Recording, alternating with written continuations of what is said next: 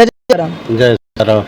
जी बाबा जी, अपने से जाना चाहब जे पुनौरा धाम में जन्म स्थान भेलन और अतः जानकी मंदिर से की गाथा छन सिया जी के? रावण सब ऋषि मुनि का खून का कर्ज लेते थे, यही घड़ा में जमा कर कर धरती में हिला दिए। यह धरती 12 बरस के अकाल पर गया। 12 बरस के अकाल में जीव जंतु पंछी आदि अनबिना बिना त्राय त्राय दम तोड़ रहे थे। यह सतानंद जी महाराज आज्ञा दिए राजा जी का, राजा अपने राज्य में हल उठाओगे तब बारिश होगा।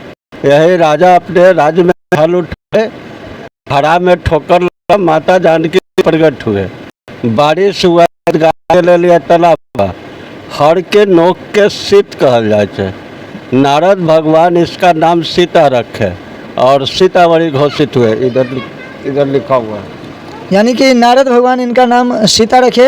इस तरफ देख रहा चाहता जे हर के फाड़ को सीत कहते हैं। नारद भगवान आए तो इनका नाम सीता रखे और सीतामढ़ी घोषित हुआ। तो यह अद्भुत गाथा है।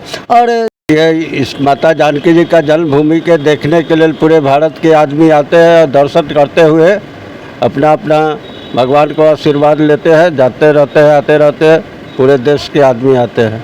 अच्छा, अतः से जनकपुर के कतेक दूरी है बाबा जी? 50 किलोमीटर दूर है। 50 किलोमीटर। सीतामढ़ी में और कौन कौन जगह एहन छथिन जे रामायण काल से जुड़ल छन और सीता जी के जानकी जी के जन्म से जुड़ल छन? मेन स्थल यही है। मेन स्थल यही है। चलो, बहुत सुंदर है। वीडियो के आगे तक शेयर करब और हम अपने सबसे आग्रह विनती निवेदन करब जे एक बार अवश्य आओ और इस सुंदर सन पावन धरती सीतामढ़ी और जतऽ सीता जी के जन्म भेलन, जतऽ सीता जी के उत्पत्ति भेल छन, ओहि जगह के दर्शन अवश्य करूँ। धन्यवाद। हम शक्ति ठाकुर अपने सबके टीम न्यूज़ पर। पृथ्वी हुआ और बीजावाने पृथ्वी हुआ, पृथ्वी के गर्भ से माता जानकी जी प्रकट हुए।